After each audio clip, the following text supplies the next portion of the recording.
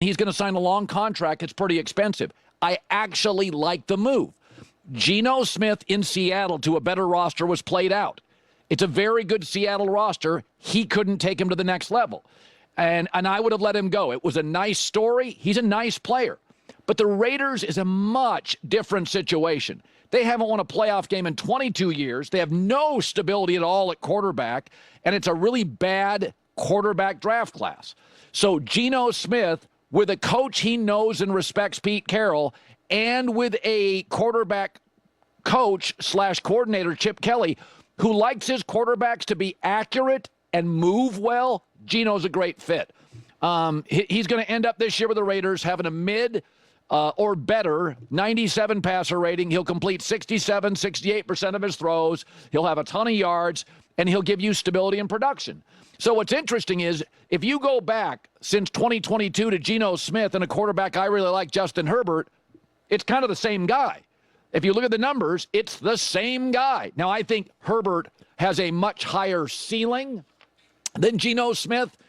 Obviously, most people would agree with me, but they're big, they move well, and they're accurate at throwing the ball. So, and again, Geno with Chip and Pete Carroll is going to be fine. And life is all about timing. Pete Carroll is not at the age. At 73, he's got great energy, but he doesn't want to be a babysitter at quarterback, and Geno's an adult, comes in, gets it done. Tom Brady, it should be noted, also signed off on this move, so I have no problem with it. Tom knows quarterbacks. Geno's also, interestingly, Geno's 34 years old, but Geno hasn't played as many snaps as a lot of 34-year-olds. So he's like a young 34-year-old. He hasn't taken nearly the hits as most 34-year-old quarterbacks because he did some backing up. I think he backed up Eli Manning at one point. So, again, Geno's 34. He's probably got a 30 to a 31-year-old body. More than anything, Pete is stability, Chip Kelly, Geno Smith, that's what they need. Seahawks have been stable forever. Same ownership group. They don't run through coaches. Pete Carroll was there forever. Now they have Mike McDonald. John Snyder's been the GM. He's been in the front office forever. Seahawks have all sorts of stability. It's a very good organization with a good roster. But they're looking at their division. They're looking at the Rams and going, all right, we're not as good as the Rams. They're looking at the Niners and thinking, I'm not sure we're as good as the Niners. And they're looking at Arizona thinking, well, Kyler Murray's a playmaker. They got their coach. We don't want to end up fourth. And we kind of feel like we kind of hit a ceiling. Absolutely hit a ceiling. Like the move.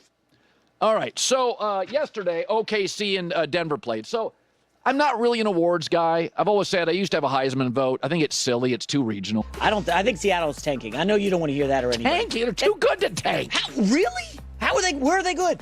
Give me one offensive thing that's good about it. They fire their OC. They dumped their top receiver. They dumped their locker room guy in Lockett.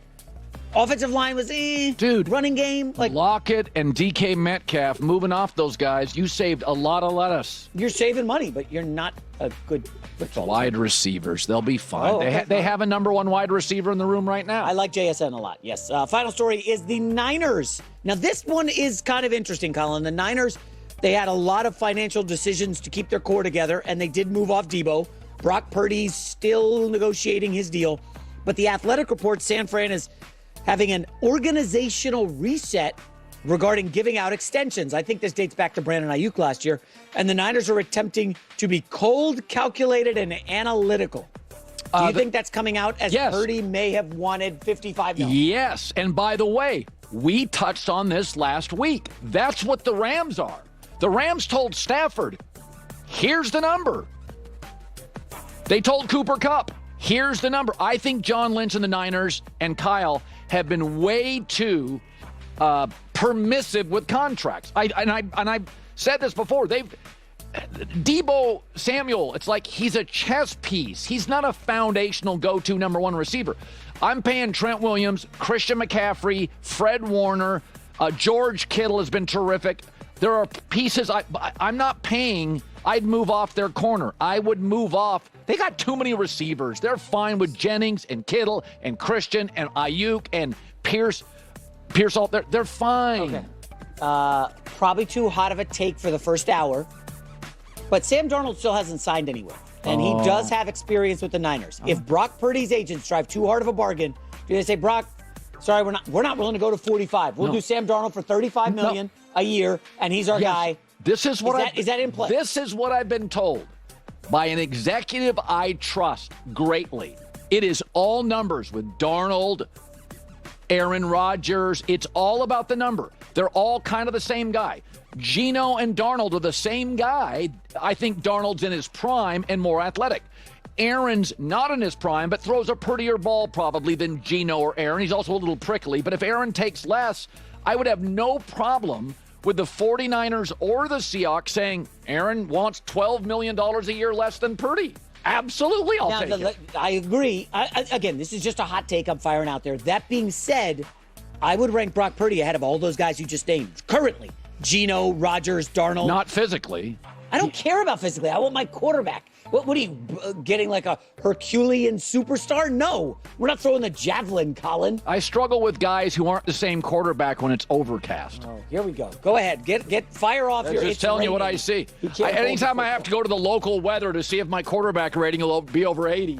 Oh, it's drizzly. Okay. Well, let's just file that away, though. That's kind of spicy, though. Would they move off Purdy for Sam? This is all about numbers. For the Niners, for the Seahawks, because there's no A quarterback on the market. Aaron used to be. He's closer to B+ now, which is not a shot. I mean, he's an older guy. The other guy we haven't mentioned is Justin Fields. Now, there's just some stuff popping off online right now about that. But wait till you hear this story I've got. Okay. The NFL's getting wild right now. J-Mac with the news. Well, that's the news. And thanks for stopping by. The Herd Line I'm going to say something right now for Chicago Bear fans. And you're going to laugh, but you shouldn't.